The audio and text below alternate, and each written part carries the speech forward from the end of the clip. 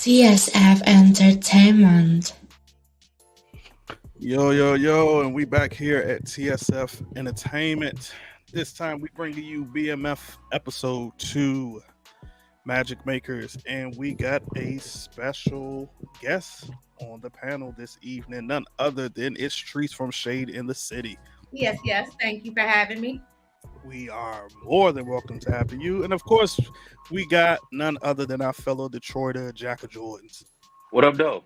Yeah, right. What up, though? All right, kick it off. What y'all think of the episode? Y'all know, ball of confusion. That's where I was at. I was with the ball of confusion. And I don't know if y'all was able to see my recap last week. I'm really not here for Markeisha. I told you she has a very Delilah spirit.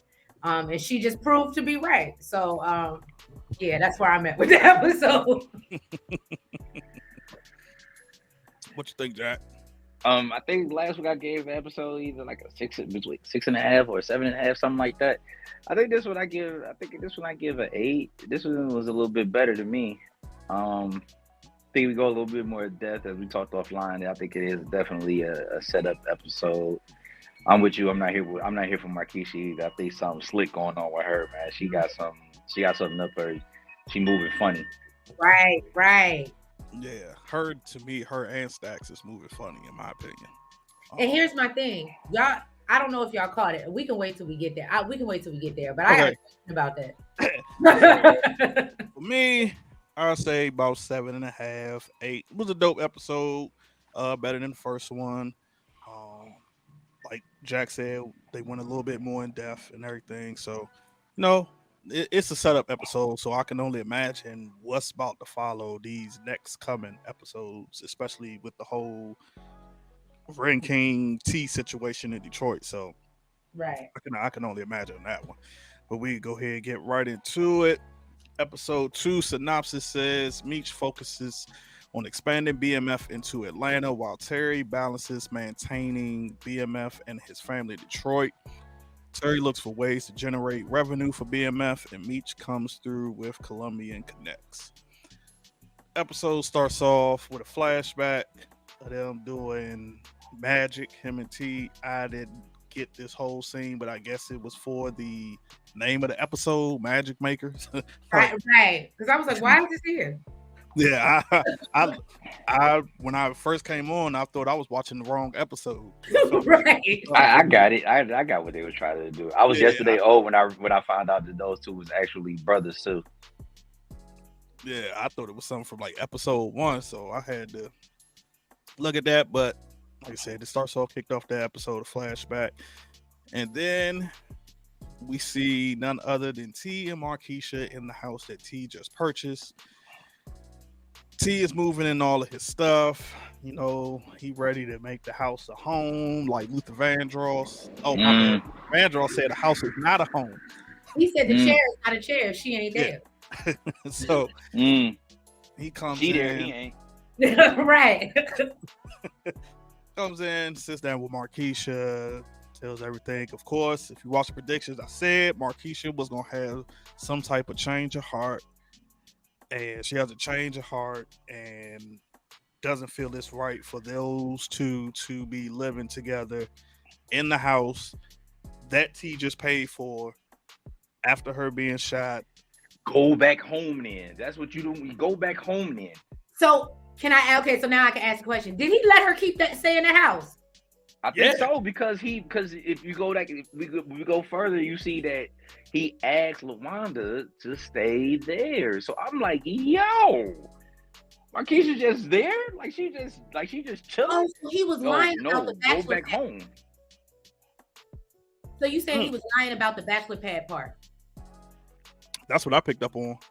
Oh, okay. Because I thought we'll get there, but I thought he told old boy. So I was like, oh, he went and got his own apartment. So that's when I said he let her keep that house.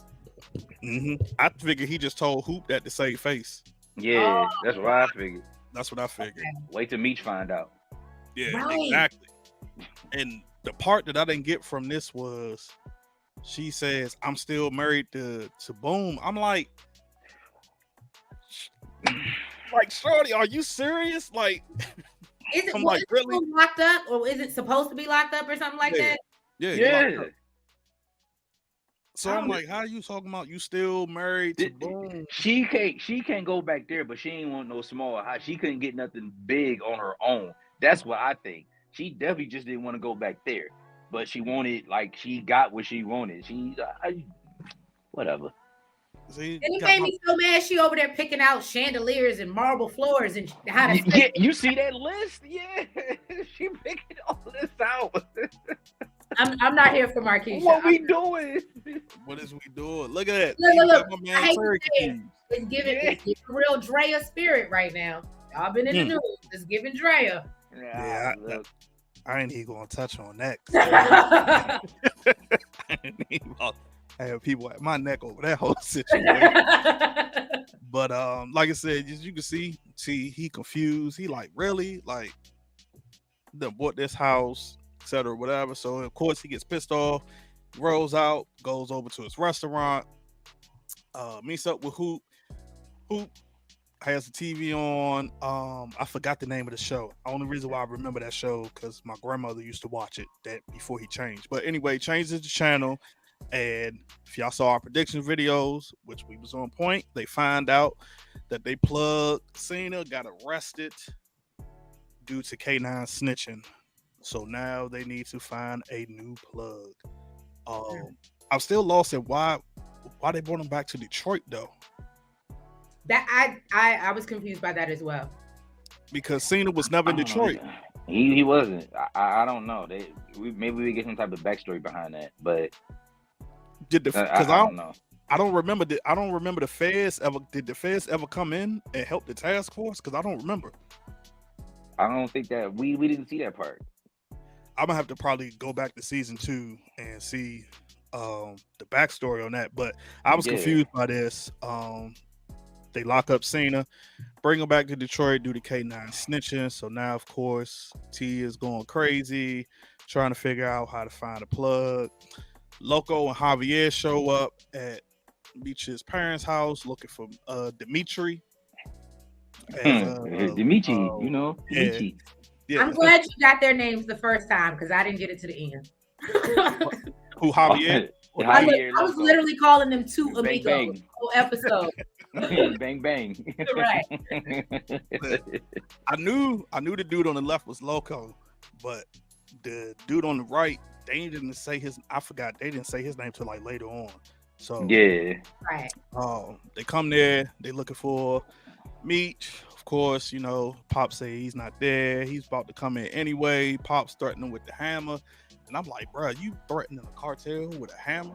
Right. I don't think that's the way you want to go, but I feel him though. Like he got. Hey, you got to stand your ground. You got to stand your ground, which Loco and them respect it. So after that, hold on, no, wait. I think that's also goes to show you before we knew what we knew at the end of the episode. I think if they were just there to off Meech or had bad intentions, they would have offed him. They would have did it. Yeah. The fact that they let that slide basically shows us, it sets us up for what we're going to see later on. Mm-hmm. You know what? Until you just said that, I didn't even think about that. Mm-hmm. I didn't even think about that at all. So you was right. With that, even Meech was right. T on the phone. What do you say, Jack? Our travel agent is gone. Yeah, the travel agent. Yeah, travel agent is gone. We need a new itinerary. Bring me the rest of my luggage. Yeah, I said I gotta start using that. Yeah, travel agent is gone. Meech, he at the studio with Duffy. He tells T, you know, I gotta set up shop down here by myself. You know, I'm doing it all from scratch. Like, I'm gonna figure something out while you work some connects up there. While they up there, they pops come up to the restaurant, tells Meech exactly what happened with Javier and Loco showing up at the doorstep. And he says, you know, next time I'm gonna tell them amigos, like, I'm gonna give them your number so they can pull up at your front door, at your front step. So we move on past Meech and T. They're going back and forth, and Meech sits down with Stacks and lets them know the whole ordeal with Stacks and Duffy. And I'm still I'm 50-50 with the Stacks character. Me too. He's moving funny. I don't know. It's suspicious to me. I don't trust It's it. suspicious because right here he tells Meech that he can get rid of the work with his connects that he got, and I'm like, okay, like why? After Dice got, took out last episode, I'm like, well, why Meech don't know none of these connects that you Right. got to move? And then he tells Stacks and Duffy that he's going to go to Glock's connect to try to plug in for a new connect. To me, that was the stupidest thing when he said it. I was like, really? I was like, you really think like you beefing with this man? You really think that his connect is just going to flat out work with you? Right. But we saw Meech's ambition, so we know how his ambition is. He's big on that. So at the same time, it wasn't shocking. So here we have Detective Bryant and his ex-wife. And Cynthia. I'm sorry. Oh no, you good. I'm trying to remember what is her name. Cynthia Bailey from Real Housewives of Atlanta. Oh no, I know a real name. I'm trying to think. You mean Gloria? Gloria's her name. Okay, I couldn't think. I don't know why. It was such a short scene, right? And it's hard, like you said, for me trying not to think of her as Cynthia Bailey from the Real Housewives of Atlanta. So we got Lord, I'm about to call him Detective Howard. That's not even Brian. Detective Brian. You remind you of Howard? I'm getting my shows mixed up. So we got Detective Brian here with Gloria. And they're discussing Kevin and this whole situation, with him picking up the gun, unaliving the kid, the bully that kept bullying him. And, they have a little spat back and forth where, he tells their lawyers costs. They're trying to figure out, where they're going to get the money from. Of course, Brian said, he's going to do everything he can to make sure that their son is taken care of, getting out of the situation. And she hands him a check.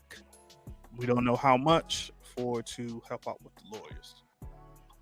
So in this scene here, we have Jen and Detective Amberson, which we come to find out is actually her father's restaurant.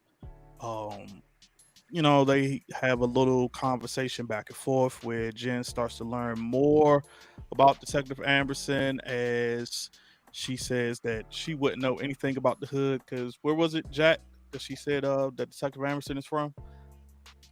If I'm mistaken, Southfield. Okay.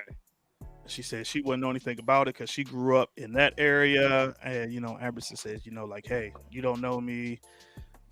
You don't know what I've been through, so forth. So they kind of have a little starting to fill each other out more, starting to go into each other's background history. Then Detective Jen, father shows up, Question. Go ahead. Am I the only one, and only because STARZ, we, sometimes reaches, am I the only one that's going to think that they're going to start messing around too?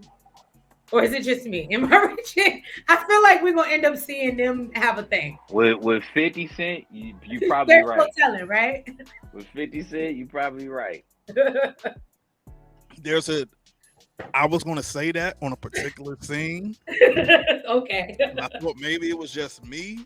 Nah, I see it. They setting us up for it because it happened the same way with Brian. Like you started to get, and that's a whole, like, not saying all cops do that, but that's a whole like thing. Supposedly you get close with your partner and then it becomes a thing. Yeah, I see it. I'll tell you exactly what scene I saw that too.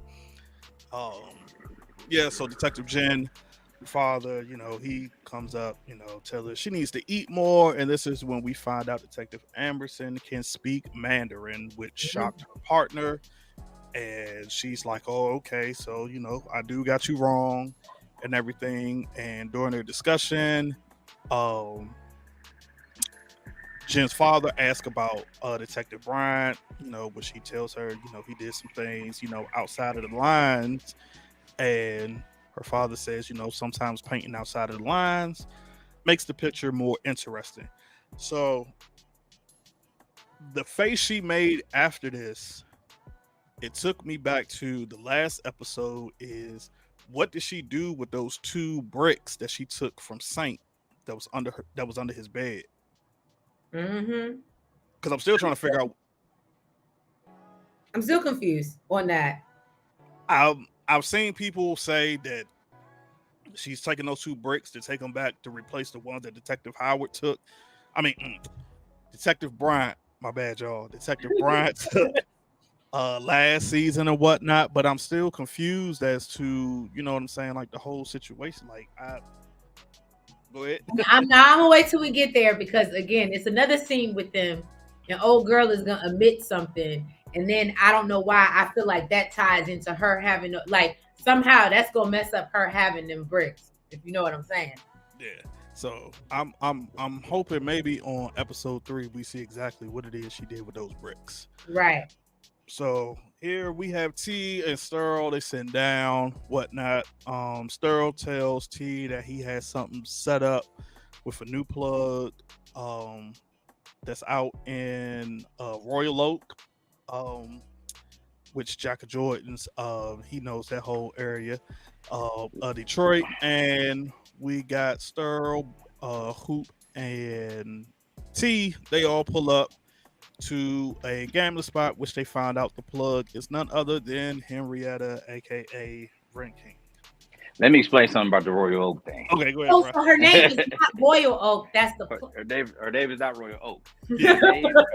Royal Oak is a city. Royal Oak. I actually worked in Royal Oak, and Royal Oak is like top suburbia of Detroit. It's outside of Detroit, but it's where the hockey players, the Detroit Lions, the Detroit Tigers, they all stay in Royal Oak. So like when they said that, I'm like, if she's from Royal Oak, but it kind of made sense when we figure out who her father is and how he's living, and maybe that kind of goes based off of that. But Royal Oak is a lavish, very lavish and flourishing city that's outside of Detroit. Oh, okay. Yeah. So yeah, when he explained that to me, I was like, oh, okay. I kind of got it when they say, oh, there go Royal Oak. I was thinking like, oh, you know, they just saying a city or something. But then at the same time, I was like, maybe that was her code name, you know, for being the connect. Yeah, Detroit. I mean, that's Lambos and Bentleys out there, and Rolls Royces out in Royal Oak. So I was thrown off by that, but it made sense later on down the line. Okay. So they're here at the gambling spot. She having this spat back and forth with this other player. She said some things about his girl, whatnot. Of course, you know, he about to spaz out, and she pulls out I call it the pimp knife because, you know, she had it in the cane, and that's what I called it Nino Brown. That's it. Yep. Pulled it out of the cane, threats the dude's like, I'll see you later, which I think later on in the episode, I think we're gonna see him back, and he probably gonna try to take her out. His water is already, like, his shut up notice is already sent. Oh. I think he might come. I mean, it probably is, but I got a feeling like he gonna come back because he said, I'm gonna see you. Oh, he will come back, but his shut up notice is already sent. So after that whole ordeal, she already knows who BMF is, and, you know, tell them they move like snakes. And T comes to her, basically says, yo, you know, I need some work. It's not product that's not stepped on. I need it pure. You know, she tells him 28 a key. When I heard her say that, I said she lost her mind. Shit, bro. I was like, I'm not even gonna say something, but I was like, yo, that is ridiculous. Okay, that's funny because I'm sitting there like, well, is that a bad? I'm over here. Is that a bad price? You know what the problem was though? Here's what T problem. T went to her desperate. Right. And so when T went to her desperate, like she smelled that desperation. And then she tried to sweeten it up, like, yeah, I throw you for every key you buy, I throw you a bowl of weed. And he like, orange juice don't come with top shelf champagne. That means you giving me some nonsense. Right. If anybody get ready to give me some, you know, some weed too, like that's just crazy. But he came to her desperate. He should have did that. Yo, I didn't even think of that. You right. That's actually a good point. That's a very good point. That's a very good point. So that's probably why she had it so high. Because I was like, 28 a key. I was like, bro, we in 2024, and I don't even. Never mind. When she said, here's what I peeped it though. Like when she said, well, your bar is drying up, and pretty soon your clientele is going. She smelled the desperation. Like, you don't have it, so and I got it. This is the only way. I'm the only person that you're gonna get it from. If not, they're gonna be coming to drink from my bar. Yeah, I didn't even think of that. Yeah, so that's why she threw out the 2080 key. One part that I did notice, I watched it the second time, was when she reached out to shake his hand, he never shook it. Absolutely, I noticed that too. All he said was done, Mm-hmm. which is Right. still somewhat, like saying like, okay, the deal is good, but he never Still shook ain't sealed it. till you shake that hand, though. So that's what I was like. When we get to that scene, I was like, okay, all right, Yeah. now it makes sense. Mm-hmm. So while they there, in comes Peaches, K9's girl, strolls into the gameless spot. That's who that is. Yeah. Why nobody knew that? I didn't know. So I it's was so like, funny dude, when Peaches. That's when she crazy. said Peaches, I didn't make the connection between. I remember her, but I didn't make the connection that oh, that's K9's girl. For some reason, I thought he had unalived her or left her behind. I don't look. I was surprised now that you said that. Yeah, so like as soon as he turned around and said, because at first I thought it was her, but then when he said her name, he confirmed. I said, I said, okay, that is Peaches. I was like, because last season, I think even the last episode or episode before the last one, she was the one when K9 is locked in the interrogation room. She the one they bring her in and was like, yeah, I told them everything. So she basically a snitch. I'm still lost why she was there in the first place, but as we can see, Ren Maybe I King. thought that's why she was gone because she snitched. Like, That could be it. That could be But it. would that but that doesn't make any sense to me because then why would you show up in a spot like this knowing? right? If you're a snitch, right? I would be in somebody's witness protection. Yeah, like, are you that naive? Right. I can figure it out, but it's some stuff. Once we get to the other scenes, some of the stuff. I gotta need to be educated on this. so, 'Cause I so need somebody to here, make it make sense. so here we got Nicole, Lucille, and Raw Dog Charles up here. Raw Dog Charles. Oh, Raw Dog Charles. Raw Dog Raw Charles. Dog Charles. Raw Dog Charles. They got them up here in a new church, and everything. Since last episode, Lucille said she wants to go to a new church where nobody knows them or their business. And for all of our Power fans, we finally know who Breeze is, because that's the little boy name. Oh, It is a little boy name. That's his name, Breeze. So we know who Breeze is. And when they said it, I said, man, I guarantee you, I said 50 or somebody from Power threw that in there. Yeah, I can't believe they regurgitated that for this show. Because I was like, but we starting to see a little bit more of Nicole. She was hilarious this episode for me. I don't know about y'all, but she had me cracking up. All her scenes had me cracking up. Yeah, no, she's funny. And actually, Lucille, I was like, okay, Lucille, she felt the spirit this episode. The only thing she wants to feel, you heard? Right. So they see Nicole messing around with the little boy and Lucille Charles, and says her that it's time to go. They already know, she's growing up. She's getting into boys now, she's starting puberty, all this different other stuff. So here we have Meech and Greenie. What scene? Oh, okay. We have Meech and Greenie here in this scene where Meech wants Greenie to help him go against Glock. He tells him, no, I'm not helping you against Glock. I don't get my hands dirty like that. I just do this and that, so, you're on your own. You're an outsider, whatnot. And here he sees none other than the new chick, Angel, which is Greenie's new girl. Angel goes over to Glock's right-hand man, and immediately Meech comes up with a plan to start getting information. As he tells Duffy, I'm going to start using the strippers to get information on, on our ops per se. So he's going to use. So we know he's going to use Angel to get information from Glock's right-hand man, and oh dang, what's her name? Lucky. Lucky comes up and he pays Lucky to introduce him to Angel so that she can make the whole connection and everything, so that he can figure out some things on how to run the business more smoothly, get some information on his ops. So here we have T and the BMF crew up here in Detroit, and they meet with Loco and Javier. Loco. Bruh, this whole Bang, scene, bang. I felt like T was trying to prove himself too hard. And this is, to me, like you said, he's trying to prove himself so hard.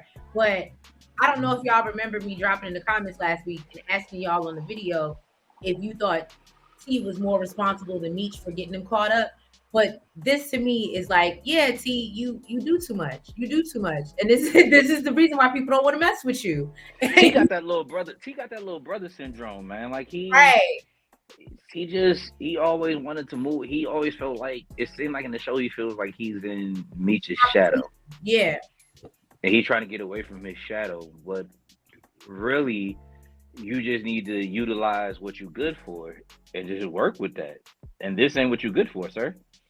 Exactly. Like, I was just like, bruh, like, I'm like, you automatically know, like, these are two dudes from the cartel. Mm-hmm. I'm like, you coming at them reckless, like, off jump. And I'm like, bruh, like, let's just say it went bad and your peeps end up taking out them two. Now you about to have a whole hit squad coming after you. Like, everybody know, like, those is not the type of people, the cartel's not the type of people to play with. They like, have your head, literally. I mean, you even knew that from when y'all went to go visit Cena. Right. Like, so it was just like, I see he's trying to, I guess this season we're going to see him, he's going to try to prove himself so bad that he's this big boss and like he can handle it. Like, how many times he got to put his balls on the table like that though? Like, he, pause, but he's like, I'm FA and all this other type of crap. Like, you gotta chill, you gotta relax. Like, what if, and this is just, of course we know how it turns out, what if Loco would have been like, your brother is too much for me, I don't even want to rock with you, no more, I just came here to tell you that part. Or not even that, what if he just wanted to unalive him? Right. Cause you like, you want to beat your chest. Like, yep. And that would have been a wrap. So he was like, you want to mess with, you go to Atlanta and holler. And I was like, it's like, I'm not your errand boy. Here's where I got confused because I'm like, yo, if you thought these people were coming to take you out or do some harm or something, why would you tell them, all right, go holler at Meech in Atlanta then? Like, I ain't get that part. Why would you even meet up with him like this? Yeah, that's why I was just like, but we know T, he about to show, Yeah, So for various reasons, we're not going to show the scene, right? But we know. But we know if you watch the episode, you know exactly what this scene is. This is Ren King here meeting up with Peaches, and they have a whole discussion about a whole deal, etc., whatever. Now stop. Was she there doing business on her own? Like, this her own free will for her to get back in the game, or was she moving for somebody on somebody else's behalf? I was going to talk about that when we got to that other scene, but I'll answer partial. I'm still confused because the first time I watched it, I didn't even catch that she said the business part. I didn't even catch it. I didn't even hear her say that. I guess because I was still like in shock mode and what the hell I just saw. So like I didn't even catch it until I watched it again, and I was like, "Oh, okay." Like they there. So I was like, "She there for business purposes." Yeah, business she there for purposes. businesses. But if you watch the episode, you already know what Ren King says, what she did, etc., whatever. So we'll just go ahead and move. So here we have, if you watch the predictions episode of our video, this is literally what we said. We got LaWanda here at her house, well, at her mom's house, and T comes back and He's on his apology tour. This is my sorry for 2004. Tender peanut. Look, I was thinking, gotta find my way back. Yeah, exactly. Like Tender right now, peanut. That's what I call him. Tender peanut. Right. He's so hurt about Markeisha kicking him out of the house that he paid for that he decides that, hey, I'm gonna come back to LaWanda. You know, she's pregnant with my child. I was stupid. I was wrong. I'm gonna come live here with you. He ain't ish for this. Because I really feel, I may be guessing, but I really feel like he gonna run back to Markeisha, or she gonna come back. Oh, absolutely. So when Markeisha is ready, she gonna pull the strings and he coming. And he gonna drop her like a bag. I'm telling you, that's a fact. I thought that too. I said, or Markeisha's gonna find out he's back with LaWanda again and get jealous and do something or try to do something. She definitely gonna say something because Markeisha got a smart ass mouth from the last season. Anytime LaWanda was brought up and you have your situation and he got his, but he's at fault for his situation with you got this whole situation going on. You wildin'. Like what? Like what side of the fence you do? You fire moral competence when it ain't got nothing to do with you. Markeisha is gonna pull some strings on T, and he's gonna be right back, stepping and fetching. And now, granted, I ain't never been a side B, but I feel that if I was gonna be one, yeah, I need to know your Lord. I don't know. I'm with Markeisha on that one though. Yeah, you're gonna treat me real good. Like the saying. I'm gonna have rules and regulations. Your baby mom's in an apartment, but this married woman is in this big old house that you just step in. But it's no longer a side piece because now y'all talking about y'all love each other, and he bought this house on the strength of you, like so we could be together with our quote unquote family, her two sons, his child, like. And why did he kick her out and move LaWanda in? That's what's beyond me. Thank you. I'm thinking we maybe in later episodes we're gonna get to that, and then that's what's gonna start that rift because I just can't see him just leaving her in that house that he paid for. I can't see it. I hope he's not that stupid that he just, oh yeah, you can have it. Like, I mean, he should have had his own spot anyway. We saw from last episode. I'm still trying to figure out why he was living with his parents, but I wonder if this actually happened because like a lot of it is like loosely based on like a real story, and like there's a whole documentary with the person who Markeisha is actually portraying, and this wasn't really, of course, this wasn't included. So I'm just wondering. Yeah, the real Markeisha, she mad about how she's being portrayed. Yeah, like I'm just trying to figure out how they portrayed it kind of. I'm just wondering. Y'all have to put me on that documentary. I haven't seen that yet on her. It's like one of them is like it's like Boss something when they show all like criminal like women criminal masterminds. Can't remember the name of it, and they actually talk about her. This is actually how my wife ended up getting into BMF, and they actually talking. She's actually speaking on a lot of things, and T is actually in that documentary with her. So if I got it, I definitely would get it. You know, if I can remember the name, I definitely get it to you.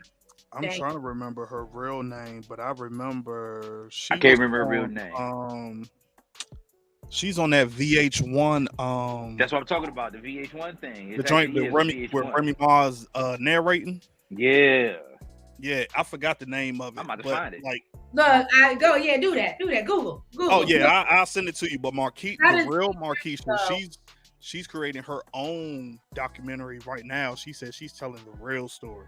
Because she is not pleased at how she's being portrayed. Yeah, she said that off rip. Along with the real person of B. Mickey. He didn't like the way he's being portrayed because he said B. Mickey in real life never snitched.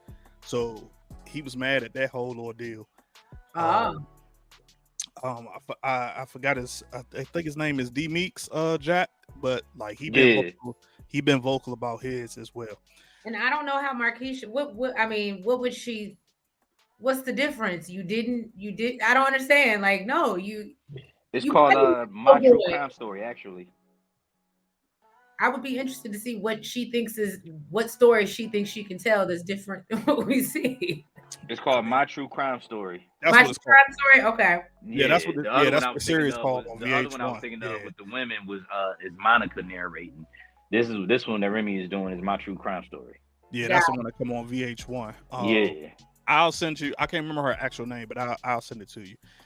So in this thing here, we got T that's coming through the crib to get a couple of clothes, and we see Raw Dog Charles has already moved into his room, like Lucille told him to.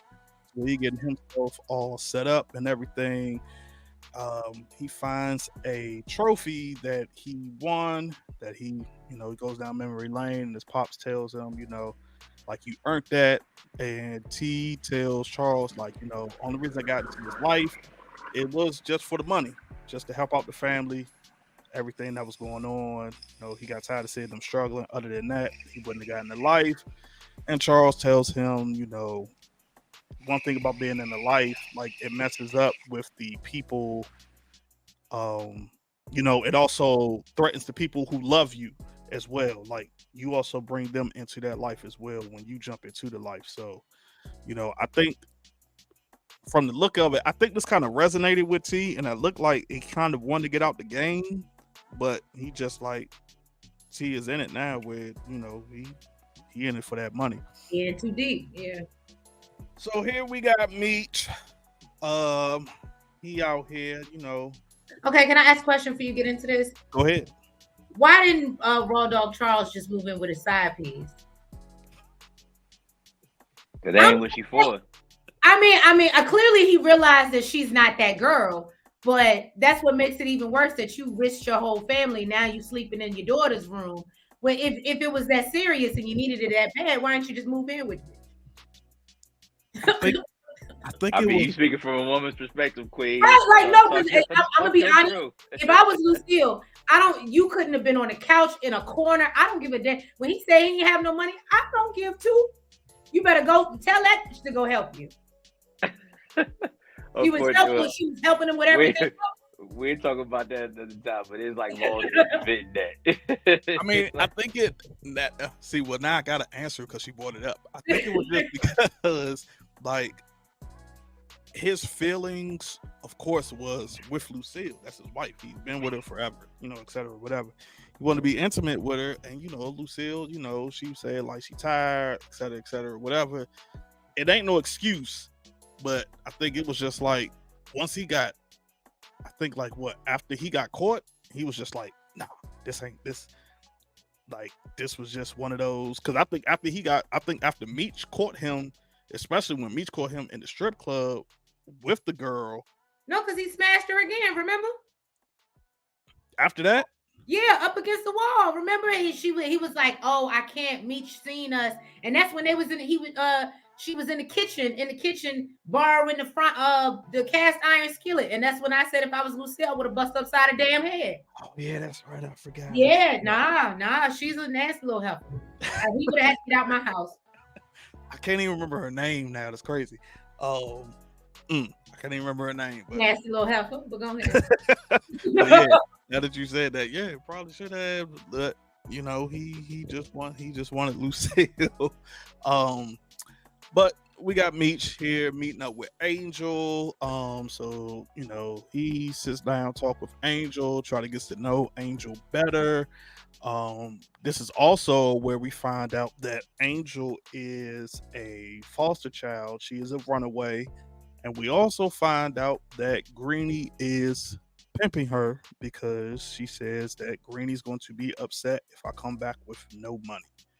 So that was shocking. I mean, it wasn't shocking, but it was just like, okay, like, and then I'm in my mind, I'm trying to think like, well, how old is she?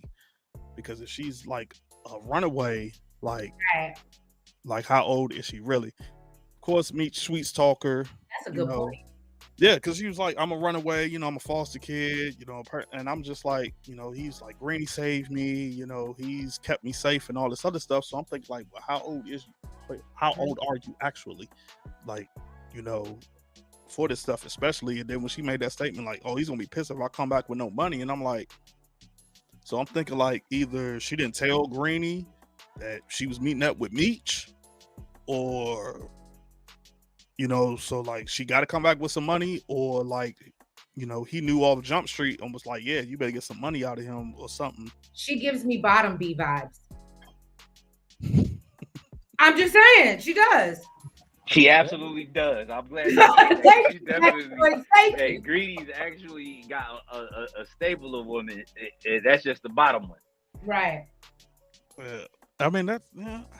I gotta. We gonna see more. So they have this whole discussion. Of course, Meech tells her, you know, you got to know your worth and all this other stuff. Sweet talking her to death, you know, which we all know.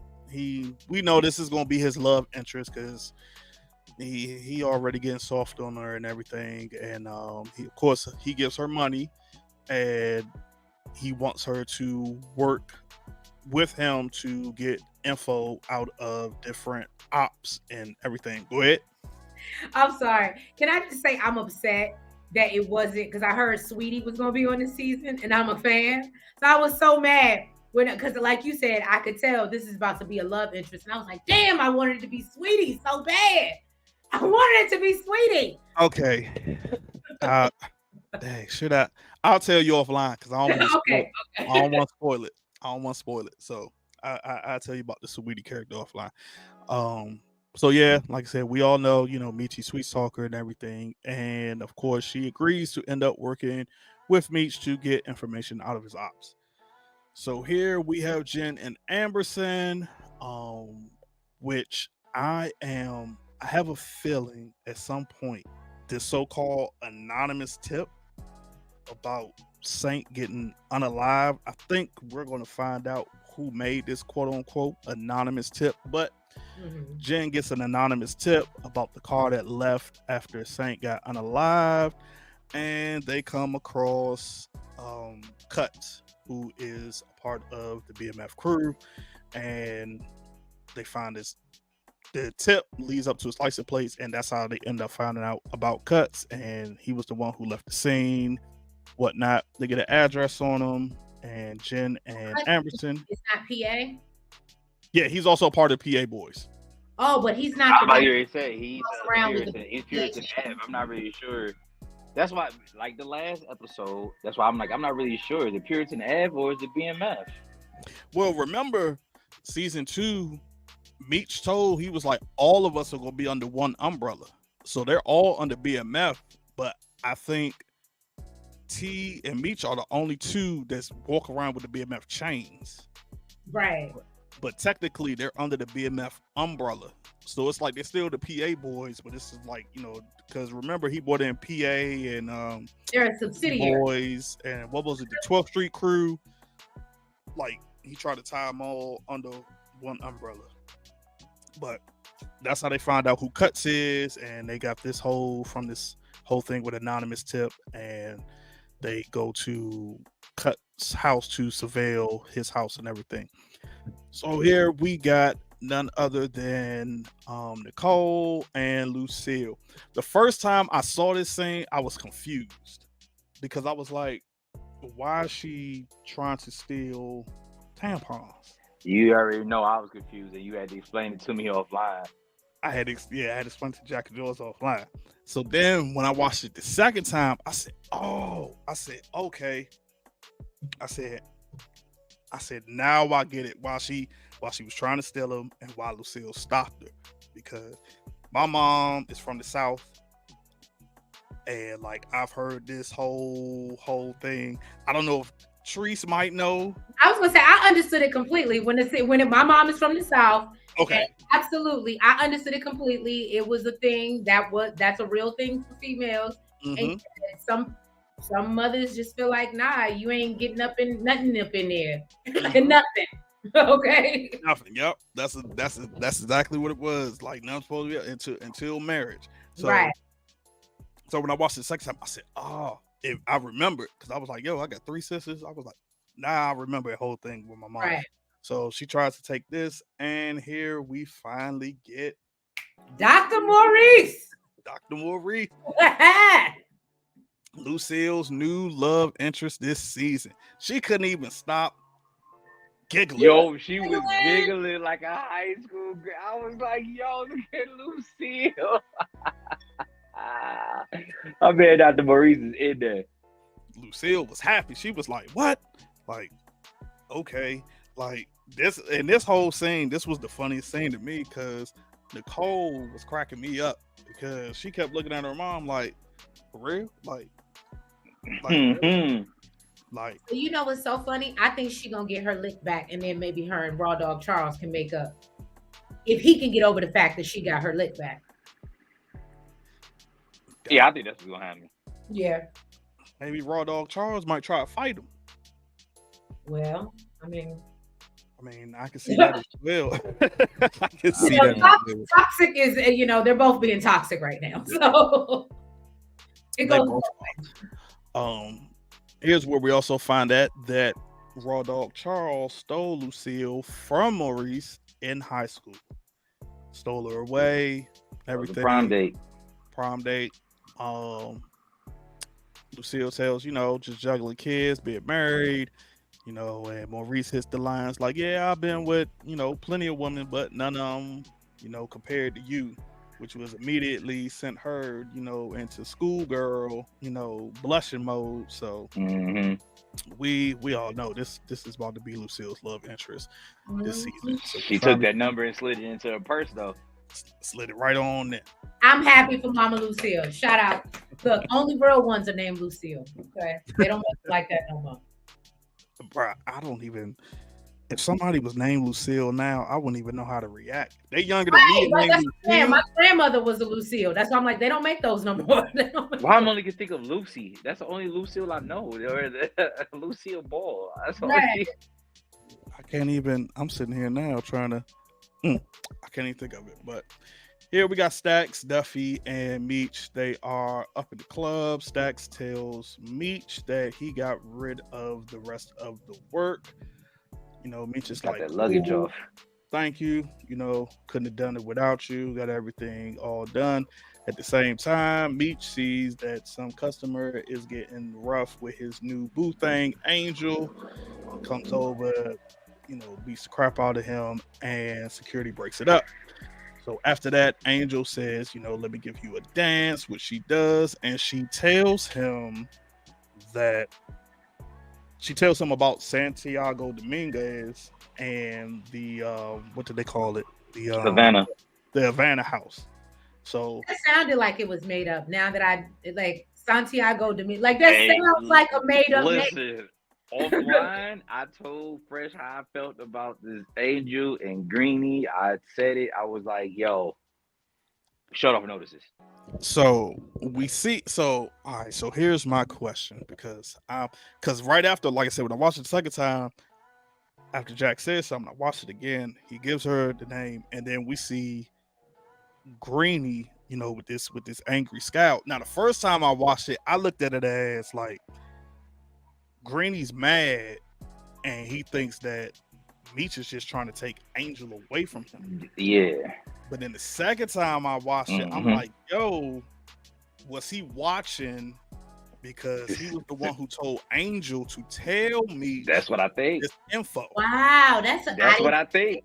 Okay, I didn't swear.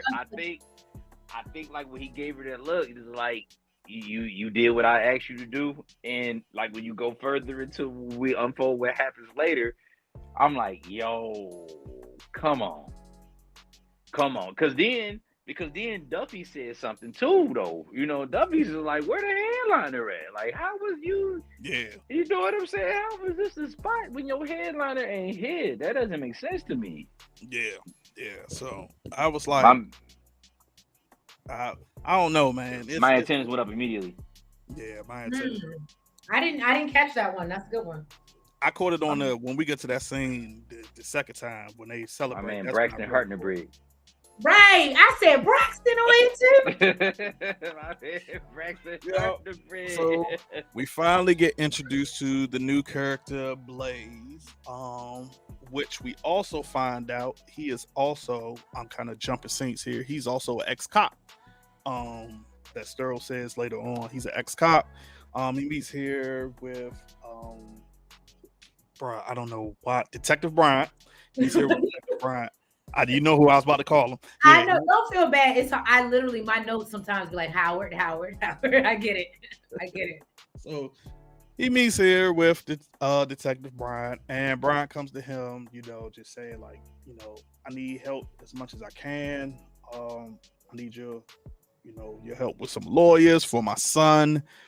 Everything that's going on with him. Don't have the money, etc. Whatever. Blaze like, hey, gave him this whole thing like, cool, I got you. It's no big deal. However, after he leaves, he talks to, I guess, his right-hand man, and asks his right-hand man what he thinks. And he basically says that, he's desperate. Detective Brian is desperate. So that leads me to think like... And it could be dangerous. Yeah, and then it could be dangerous. So I'm thinking like, are they thinking that Brian is trying to set him up? Or like, is he just going to mess up their business because he's so desperate? Both. I think it's a little bit of both. Okay, because I was confused. I was like, well, if they supposed to be like, they supposed to be so cool and everything. I'm like, why he's second guessing like his whole situation? So I'm thinking maybe it's somewhere down the line where those two, maybe they used to be partners, and since Blaze is in the game, he's maybe like, hey, his right hand man, like he knows everything going you. He could take you down at any time. I was trying to figure it out, but right. Like you said, so in comes Henrietta, which we now got confirmation it is his daughter. She comes in about the whole thing, and Blaze tells her, I've heard that you're trying to expand, which we know is none other than her trying to branch out with BMF and the whole T thing and moving weight with them, as he keeps his ear to the streets. He also tells her to not mess up his rep. My name is a brand. I got you out there. We need to keep the brand intact, as well as he tells her that, got a new worker. I'm sending him to you, and you let me know how he works out. I hate how they dress in there, man. Like, she reminds me of a darker Trinity from the Matrix. Bruh, I got Blade. That's how I look like it to me. Like, I take that too. Like, because I hate the way they dress her. I'm like, why can't he just dress her in some regular clothes? Like, she just marching out of the house looking like that. I hate the way they like, I get that she's the villain, but I just hate the way that they doing it with the black and the gold teeth and the gold chain. Black leather trench coat. The black leather trench coat. I'm like, none of the other drug dealers is dressing like that. Why y'all dressing her like that? It was giving Trinidad James. Yeah, probably. It was giving Blade mixed with Golden Child to me. All she needed was a hat. The conversation between I'm sorry, I can't stop calling him Braxton. What is his name in the show? Blaze. All right. Between him and Henrietta, not Henrietta, between him and Detective Brian, to me, honestly, was a little cringeworthy to me, because it was just like, he had said something, your kids do what they expected to do until they, like, to me, it was just cringeworthy. Like, I hated the whole conversation that they was having. I hated the whole chess thing. I get what they were trying to do, but I hated it. Yeah, so me and Treese was just talking about that. Like, we think that something along the lines, since Blaze asked his right hand man what he think about Brian doing that stuff. So here we have Nicole snickling and giggling with Breeze outside the whatchamacallit, and here we see Lucille snickling and giggling with Dr. Maurice.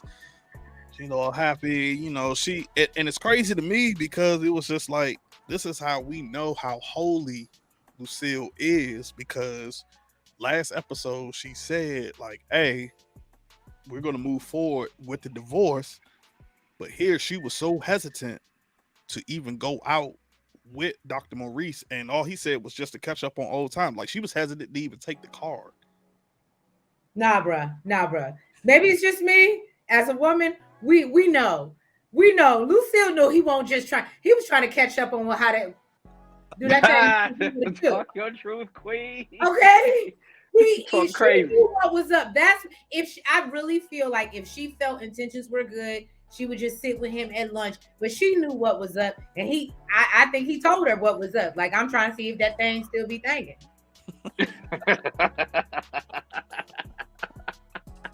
She might be right. I'm telling you. No, you know what? I was just looking at That's it. what I Like, think it is. she probably got it. Like she was hesitant to say face, to be like, well, it's not like I didn't tell him, but she definitely gonna tip her toe in the pool and see if it's warm. She gonna get her lick back, okay? And it's well deserved. Okay, it's well deserved. I definitely don't have no objections to that. It definitely is. So Me here either. we have Meech and Duffy here at the quote unquote Havana House, and when they show up, they bump into Loco after finding two Bang, bang. MKs Gotta alive go. already. Bang bang. This whole scene right here, though, Terrible. I was like, bruh, I get it. You the big cartel, everything. But you ain't just about to stand in a corner while MK is letting off an AK through the window. He You ain't didn't just about to duck stand there in the nothing. corner and smoke a cigar, bruh. Like it was nothing. Like nothing. He just Very standing over in that joint like yeah. I can't hear a firecracker and not duck. What you mean? You know what I would have appreciated if he would have ducked and then he would have waited for the pistol sounds, because the pistol sounds is what his crew had, and that means they didn't cleaned up. Pistol sounds, the K's stopped, the AKs stopped. That means my people out there, they just spin the block. They just got busy out here. That's what we should have heard. But this was, I get the dramatic scene they were trying to capture, but yeah, a little too much. It didn't hit. So yeah, a little too much. Unbelievable. Glock's plug, basically Santiago, quote unquote, set him up as he told Meech to meet him at the Havana House, and that's when he found out to set up with the MKs. Of course, Loco and the Javier crew. Girl set him up. You know what I'm saying? Okay, so I was gonna say that. So we think Angel set him up. Yep. So hold on, so because you said that this is gonna become a love thing. So that's interesting. I'm gonna tell you what I think will happen once we get to it. So, they ready to go back. Of course, Javier comes in, meets with Dimitri. We also find out that Loco, I don't know if he works for Cena or if he's cool with Cena, because he brings up Cena's name. Mm-hmm. We do know he was Ty Washington's plug, but I'm guessing maybe he worked for Cena, but come to find out, Cena told Loco, like, hey, meet up with Meech. He's a fast worker. He moved rapido. Yep, he moves real fast. Rapido. And that's how they end up becoming the connect with Loco. Right after that, Meech calls T to let him know, like, hey, we got a new plug. Met up with Loco. We all good. We about to start moving things out there, whatnot. In this scene with T is where we find out that Blaze used to be an ex-cop, because Sterl tells him, like, yo, found out, he's a big time, her folks is well connected. Her pops used to be an ex-cop, all this other stuff. So probably a Royal Oak cop. Yeah, so what you gonna do, with the whole thing with, with old girl, as he said, with Ren King. So he shows up at Ren King's office and basically tells her, deal is off. Like, I'm good. No deal. There's no deal. I'm not gonna talk from y'all. Now. Then he punked her, though. He punked her. I will say he stood on business when he went in here and he did it. I said, okay, stand on business, T. He punked her when he was like, well, your clients would be running into me. But she had it coming, though, because she gave him a ridiculous price. She did. But at the same time, I'm thinking, like, if Meech was here, Meech probably would have did that situation different. Meech would have brought her in. I don't know if Meech would have brought her in. I think Meech probably still would have took the deal, but maybe that would have been a one-time deal, or he would have finessed it somehow, because he know that like, yo, this is about to be bad for business because now we turn down this deal. Like now, yo, she about to be hot. She about to be you know what I'm saying? I think the character that Meech is, man, I think Meech would have brought her in somehow, some way. Maybe he would have took the deal, but maybe he would have made it like, yo, I take these bricks off you, but I just can't take it off of 28. You know, because right now I got this plug that you know they got me and they got it pumping, and he's telling me such and such and such and such and such. I still want all of us to eat, but not at 28 a key and some Bama weed. You know what? That's probably exactly what he would have done. Because I just kept sitting there thinking, I was like, man, you opening it up like now it's about to be an all-out war. But T don't think like that. T is a numbers guy. He's not a negotiator. He's a numbers guy. Yeah. Yes. Another hilarious scene where the talk, kind of. Nicole and Lucille. Oh God, do I ever gotta have that talk? Yeah. Hopefully your wifey will be in place to have that talk because it might I'm gonna strangle me a being. I'm gonna strangle me a human being. Anyway. So this is when Nicole's like, are we about to have, the talk? And she's like, I'm not about to go out and get pregnant. All this other stuff in reference to the tampons and all of that stuff. And I forgot what Lucille says, but Lucille was like, basically she was just like, oh, I just want to make sure. And then she was like, oh, because she was like, I see the way that boy be looking at you. And then she was like, the same way that Dr. Maurice was looking at you. Facts. And I said, and she walked out and said, I'm going to bed. And I said, that's right. That's why you can't have little girls, because I mean, my son's smart, but not like that. Little girls will test their mothers like that. That would have been I was definitely Nikki. Like, she was like, oh really? Like, yep, that's exactly what she said. She was like, how the doctor is? She was just like, yep. And sure enough, she ends up going to bed, which we finally see her take off her wedding ring, which means no time that is. Yeah, which means she's getting very serious about her divorce. He's contemplating, and we see, which was hilarious to me, Raw Dog grabbing a pillow, like that's a teddy bear or something. Like I'm just coming to grab my pillow. Like, is that a? No, he wasn't coming there to grab that pillow. He was trying to grab more than a pillow. Thank you. He was there for more than a pillow. But it was the way he was holding it while he was looking at her, like it was a teddy bear. Like, I'm just coming to get. Is it okay if I come get my pillow? Like, bruh, if you don't when I saw this scene, it reminded me like of one of those scenes from like one of them old MTV videos, one of them R&B joints where they come in. My man Ron Charles is out here bad.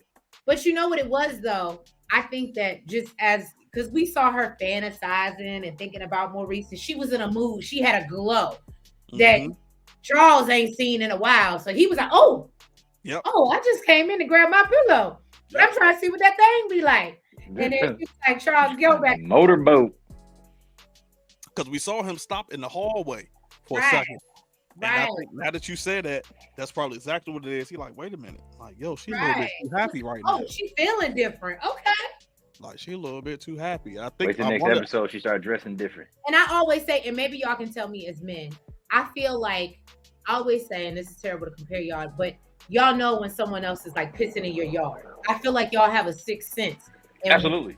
And when we start to like behave differently, y'all pick up on it and be like, oh, hell no, something ain't right. And that's when you start paying more attention to us. Mm-hmm. I thought he was going to pick up at the fact she didn't have her wedding ring on. That part. I thought he was going to say something about that, but I thought he would peek around the corner and be like, yo, hold on, bro. Like, something ain't right. I thought he was going to, bro, we ain't doing that. Right. So here's the confusing scene. Explain it. I've kind of I've got it, but then I don't got it. So Ren and Peaches, they do the whole thing, which we ain't gonna show. But Ren tells Peaches, like, yo, I told you I needed some real weight. I spoke to your plug. I'm in and you're out. And she takes her out. Now, I was confused because I'm trying to figure out if two things. If one, she spoke to K9, and that's when like she found out like, oh, Shorty a snitch. So I gotta take her out. But I'm leaning more towards like Peaches was trying to set up her own thing, because when she said that, yo, I needed real weight, pure weight, like you didn't have that. And I spoke to your plug. So I'm still confused, but I'm just like, yo, like what, like I'm trying to figure out like why is Peaches even trying to be in the game, especially when you done snitched on K9. So I'm stupid because she's stupid. So again, me and Jacka Jordans have already said, why is she out here in regular population? She should be in the witness protection. She should be with Tasha somewhere. You should be so far from Michigan. Right. So far from Michigan. I don't even understand that. And that's why I was trying to understand. Like, I watched this probably like 4 times just to try to understand this part, to see if maybe I missed something or a part of the conversation. Like, we only saw her, maybe 3 little quick little clips. And I was like, maybe it was something that I missed, to try to understand why she's here, what is she doing, and who is she speaking for? Mm-hmm. Is she trying to, like, was she said, now we do business because after they did what they did, let's talk business. What business and who behalf was you speaking on at the time? You couldn't be speaking on K9 behalf. But this is what also makes me think that it maybe had been somebody big, because remember when she met with her father said, I heard you trying to expand. So I'm wondering if it's with her along with T and the whole BMF thing, that like, yo, he heard like, hey, I'm hoping at some point, maybe in the later episodes, maybe the next episode, we get a whole backstory in that. But that whole situation, because I need it as well. Like, it's confusing. Okay, so we got Jenna Amberson here. They are sitting in the car, which, Therese, what you said earlier, this is where I felt that whole, they're about to be lovers, whatever, this season, because when she talks about how she used to cop from somebody for pain and all this other stuff, there was a certain look that Jen gave her, and we knew from last season that Jen burns herself with the cigarette lighter for, I guess as a healing, whatever. They're trauma bonding. Yeah. I felt it here that this is where we're going to get the whole, like you said, the whole love joint. We're going to be lovers and friends like Usher. That's what we're about to do. Yeah, like this is exactly where I felt. I was like, yeah, we about to get, I was like, okay, this is what y'all setting us up for. Right, exactly. That's why I was like, oh, okay, that's what they about to do. Because I was like, the way Jen was looking at her with like this smile and all this other stuff, I was like, okay. I'm like, you think she gonna participate in those keys that she stole? I like the way you said that, and I absolutely think she's going to participate. I actually think what's going to happen is she's going to fall into old girls, the stash that she took, and then have her a happy moment. And now what she was meaning to do to help Kevin, because when y'all said that, I was thinking about it. I thought they had already returned the bricks to the guy from the police department. They did, but it was something else. They substituted it. So so they already did. So really, it's no harm, no foul. Because I would have liked the episode. So they're not gonna go and test it. I don't think they're gonna go and test it. So what makes me think, like when she said that this is somebody that she usually cop from, at some point, I think that she's gonna fall. She's gonna stumble over those keys for whatever reason. She got those keys. That she's gonna stumble over those keys, and something is going to tie that together, because if not, then what are we doing with those keys? We're gonna see those keys pop back up in probably the next 2 or 3 episodes, and then that's where we're gonna tie in, I think, everything between them two. I think she's going to participate in them. Yeah, I think she's gonna participate in them. Yeah, I think she's gonna participate. All right. So we got the 2 lovebirds, as we see they back. I'm so mad for LaWanda. I'm just, I need her to live in her Lucille energy. The only thing that I was like when watching it, and I know people were like, you a dude, like, why are you thinking this? But when she's sitting there eating and she's pouring all that hot sauce over everything, I'm like, yo, shorty, you got a whole baby in your body. Like, that baby ain't gonna like all that hot sauce.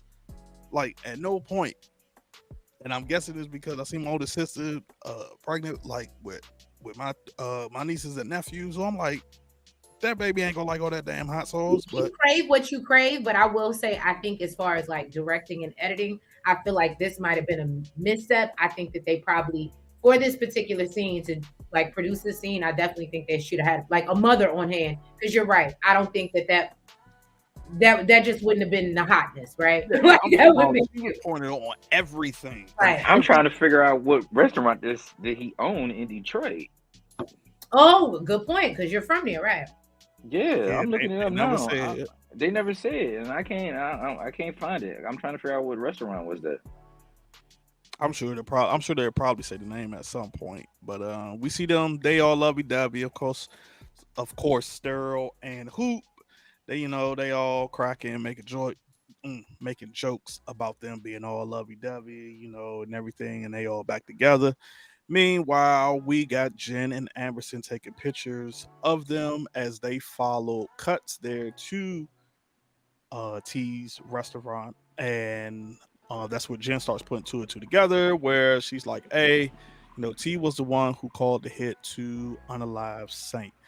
Of course, Amerson is like, "Hey, you got to prove that," and she's like, "The devil's trick was making think he wasn't alive or something, of that nature." Go ahead, because I saw you had your hand. No, so I was like, this is a perfect example of why Meech is smart. And granted, it's different, and y'all may disagree with me, but this is a perfect example of why Meech was smarter or moved smarter than Terry, because Meech went and bought a record store, and I don't know if y'all noticed, nobody could ever see inside because he had plastered all over the windows.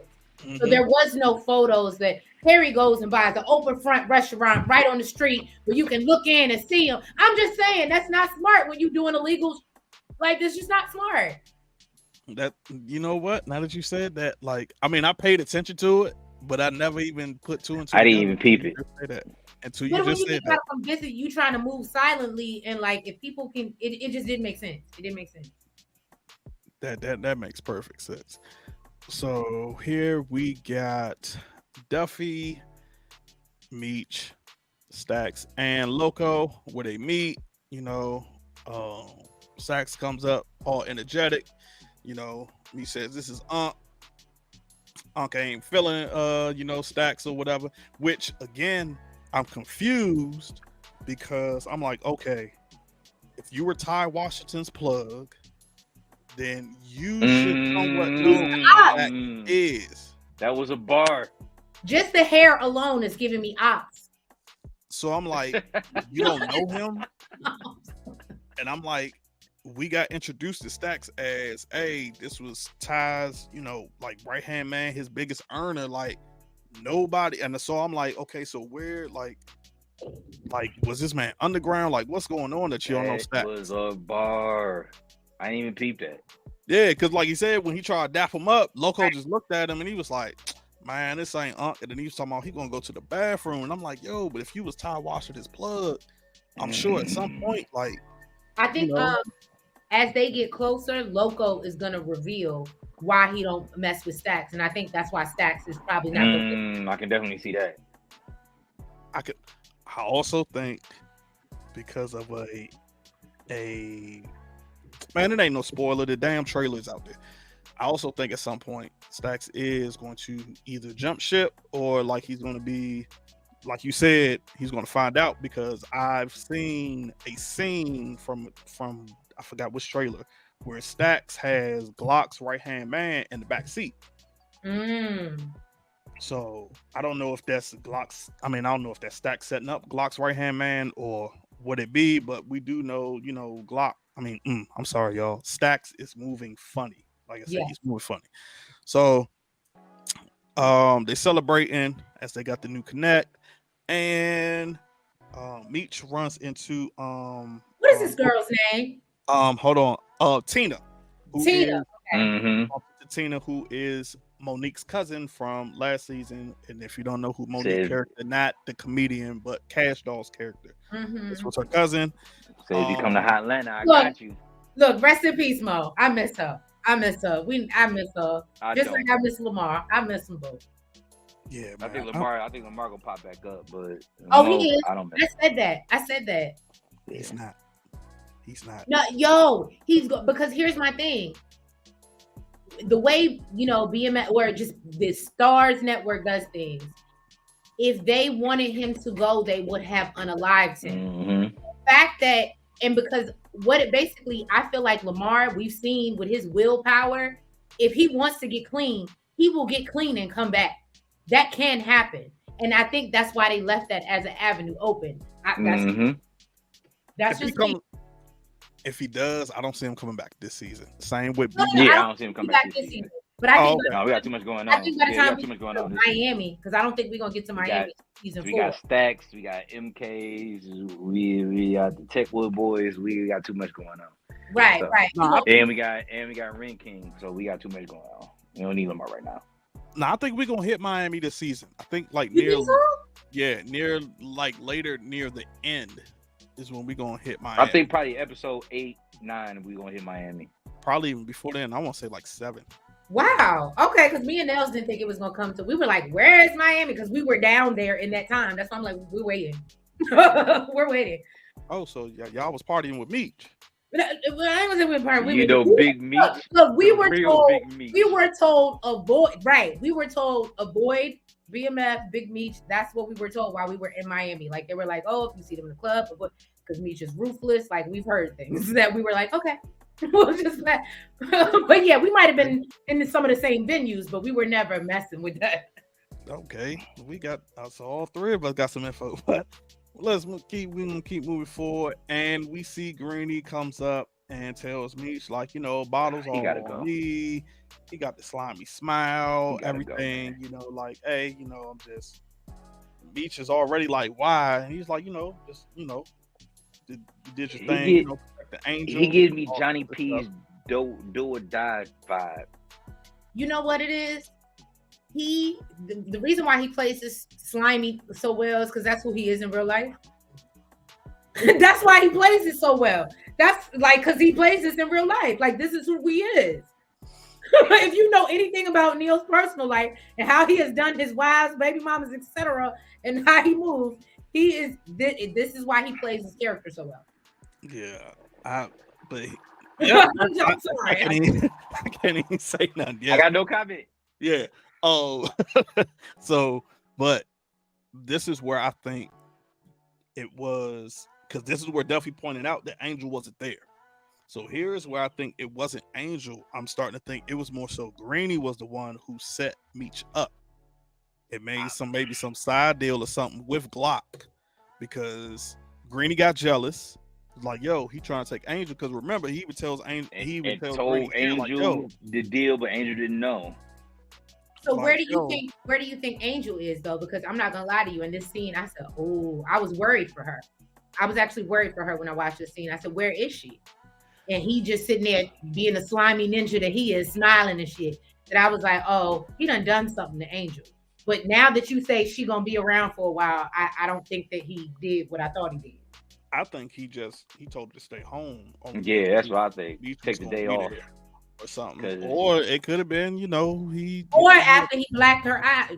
Allegedly, after he blacked her eye, she's not good to go on stage. Because didn't he say something about, we don't want damaged merchandise or something like that? I caught that too. That was the first thing I caught. So I was like, she had no marks from old boy. He didn't really get a chance to put his hands on her like that. So for him to say that made me think he put his hands on her. Yeah, he put his hands on her. Yep, that was the first thing. And like you said, you could see Meech. Meech was like, okay, like that's why he was like, you need to treat her better. Yep, you need to treat her better. That so was a bar. ending off the episode, we see Loco and Meech come to, and I guess this is Meech's crib, or maybe that's Duffy crib. You know what I'm saying? Where the whole studio is. They come in drunk, early in the morning from the club. They sit there and reminisce about them growing up. Loco tells him about, coming from Cuba, and Meech tells, on a rap. I said, go ahead. Right. Go ahead, Elion. Because I was like, the way he was describing it and everything, I was like, man, I would think, you know what I'm saying? Like, Loco would, know how to speak a little bit of English, but, he from the cartel, and Meech says, about the holes in the shoes and everything, how him and T grew up and how they grew up so poor, and you know, it's all about money now. And we see Meech just gets drunk and passes out right along with Loco, who said he was going to the bathroom and laid right back down. And that part was funny to me. Yeah. So up on the next episode, we finally see Terry. He got a new car. He got a Range Rover out here now. Not sure. Between 4.0 and a 4.6. I'm lost because what year we in, Jack? 91? 2? I would say 91, 92. Definitely early 90s. Okay, so that's why I was confused because what was it? Last episode, they fast forwarded to them when they were getting locked up. It was what? 2007. Yeah, 2007. They got locked up 2007. Yeah. Okay. Yeah, they fast forward. Well, they did that. I think the beginning of they did something like that in every opening of the seasons. Yeah. In every yeah, that's right. Because last season they showed in 2004 when Terry gets locked up in St. Louis. And then in the very first season they showed Meech laying in the prison. Well, they actually showed him they showed parts of it like future Meech in Detroit, and then they showed him laying like in the prison, reminiscing, and he actually do it all over again. And he was like, absolutely. Yeah. He had a 22-year run. So not sure this whole scene, but we see he finally got a new ride now. He out there with the Range Rover. He's up in the restaurant telling the whole squad like how they gonna move things going forward. Hey, how you doing? Whatnot. We finally get to see Lil Baby's character, with this whole I'm trying to remember what you call it. It's at the tip of my tongue, but it's called Jack the Rapper. I remember Jack the Rapper. Okay, go ahead. Elaborate on real quick, Jack. I can't elaborate on it too much because I still was young, but I do definitely remember Jack the Rapper. Actually, if y'all ever watch 8 Mile, they actually touched up on Jack the Rapper in the movie, right? 8 Mile. You say what? I'm sorry. Like a seminar, right? Or like something like that. It was kind of like a music thing, whatever. Which it was one of those things that was kind of short lived, at least during the time where I fell in love with music, because it was like early in Detroit music. Okay, so we see that was around Trick was coming around. Okay, so we see none other than Claude. We don't see Remy, but we see Claude with the Techwood boys. They up in the building, which of course we already know. More than likely, they probably just keeping eyes on Meech and everything. Yeah, Hot 97 in the background. Yep, that was Hot 97. They was there, so we know New York was down there. Hot 97. We finally get introduced to the Glock character next episode. This is Glock. Meets up with Meech, and we have Monique's cousin who tells Meech like, yo, he's an MK. Like, you probably don't want to even get involved with them at all or whatnot. Also in the trailer, we also saw police coming in, which after a big brawl, and I'm thinking this is the Rag Dog crew that's coming in, try to get some answers, take everybody out. Since there's so many different, got Techwood, we got BMF in there, and we got the MKs up in there. So I think they just coming in there just trying to get whoever they can get to get some info. And we also see at the end of the trailer, Meech firing back at somebody, and we see none other than Stacks running out through a back door, which looks like he's ducking down. Maybe he's protecting Stacks. I don't know who house this is, but I'm sure it's either the MKs or the Techwood boys. So, and that is pretty much it. So any last comments, whatever, predictions? I don't have any predictions. I'm just waiting to see when Markeisha pops back up to be shady and fuck up Terry's life. Like, I'm just waiting for that. I'm waiting on a couple things. I'm waiting on I need to figure out who plays the role of Blue Da Vinci. Like if y'all don't know Blue Da Vinci, Yes, he's yes, I do. I do. yeah. So like I'm waiting to see who plays the role of Blue Da Vinci because like they start introducing, they touched up on BMF and the music entertainment, and we know further down the line that's where we that's kind of like the direction that Meech goes in. I'm interested in seeing that. I'm interested in seeing do we get the big rift between Meech and Terry, as we know that at one point they damn near hated each other, if not all the way hated each other. So I'm wondering, do we see that because of the split between them going to Detroit and the other one going to Atlanta? I do think it's something iffy with Stacks. It's something really really iffy with Stacks. I 100% agree. Especially y'all brought it to the attention, brought it to the forefront when he where he didn't want to get, Unc was like, nah, I really don't rock with you like that. Unc seemed like a pretty solid dude, you ask me. Right. Once you get to know him, stop looking at you crazy. Yeah, if you look at you crazy for a reason. If you look at that Stacks crazy, all right, 2 Chainz, what we doing? And you ain't you moving weird. I don't know, like for some strange reason, I don't know if I took more out of it, but why did they show us, when Duffy was speaking in the Atlanta terminology and he was like shouty. Yeah, I was like, am I taking something? Maybe I'm taking a little bit something different from that. Maybe is Stack rubbing off on him or something. Gonna be Detroit, and he was like, I picked up on that too because I was kind of like, yeah, you from where you from? That? Yeah, you from where you from? Like it's like, and I'm sure Fresh can tell you, but it's like we're not from Baltimore. We may know people from Baltimore, but they do and two and whatever. So just because we go up there and you may say that while you're there, but you don't bring that back to me. I still say what up though at work. So I'm just right. That's what I'm saying. You don't bring that, So I don't know if it's something to that. I'm interested in seeing where this situation go with Terry and Ren King. I think Meech is gonna step in and have to work that out with Ren King because Terry, being Terry, he gonna have to roll. He gonna try to roll his balls out on the table again.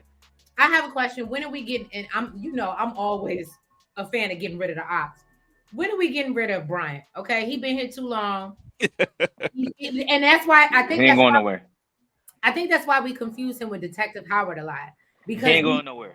So is he eventually the cop that takes Meech and Terry down? It's him and another one. He actually going to get back on the task at some point. I can't remember the real cop's name. I can't remember the real cop's name. If I'm not mistaken, the real cop's name, I don't even think he's black, but I can't remember the real cop's name who was just obsessed with the whole BMF thing because he was just so pissed off because BMF was rubbing everything in his face. It seemed like they was the whole the billboards, the flash, and everything, and you see that obsession comes into play with Detective I almost called him Detective Howard with Detective Brian. With Detective Brian. He's not going nowhere. He's here for whatever season this ends at. He's all the way to the end. Damn. For sure. It's only 2 things for some of the stuff that y'all said. I'd feel like we ain't gonna get that till season 4. Like the with Meech getting into the music with Blue Da Vinci, him and T having a whole little thing. I think we probably won't get that to season 4. It's just 2 things I'm very interested in seeing. One is that funeral that T and Meech go to. Whose funeral is that? And then is that the same funeral they're at where Detective Bryant and Gloria are at? Because there's a scene where they're at the graveyard as well. Gloria's crying. So I'm like, is that the same funeral? Like, is that the same thing? Not Lil Kevin. So I don't know if it's 2 different ones.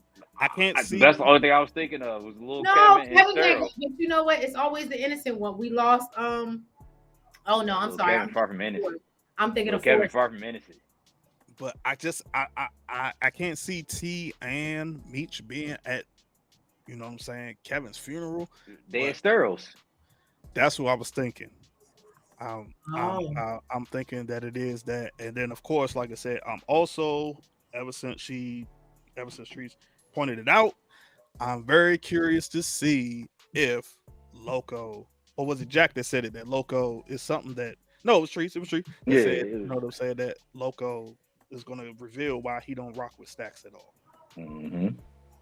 And that's gonna be So, his ending. so that's what's Much going to can be go. it. Can't wait. Y'all please make sure y'all go check out our sister Shade in the City as they Yeah. as they also recap BMF as well as other TV shows. They got a dope channel, so y'all please make sure to go over and like and subscribe to their channel. Show them some love, drop in the comments. They go live Sundays. Sundays at 10 o'clock. They go live on Sundays at 10 o'clock. Is it for BMF or just different No, shows? we're going live. We only. It's so funny. We only go live for star shows. That's when people really show up for us. Is the star shows, the BMF, the Powers. That's why we're like, no, everything else is recorded. Because if y'all ain't gonna show up, we ain't showing up. So y'all make sure y'all show up for them 10 p.m. Eastern time as they do a whole review.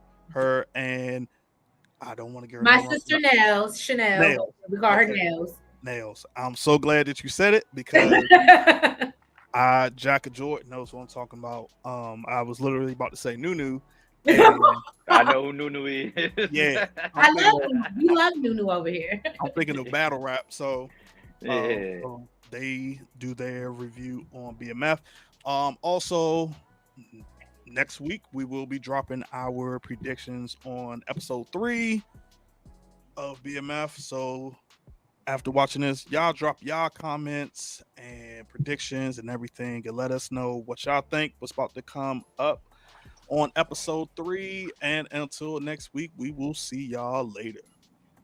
Thank you.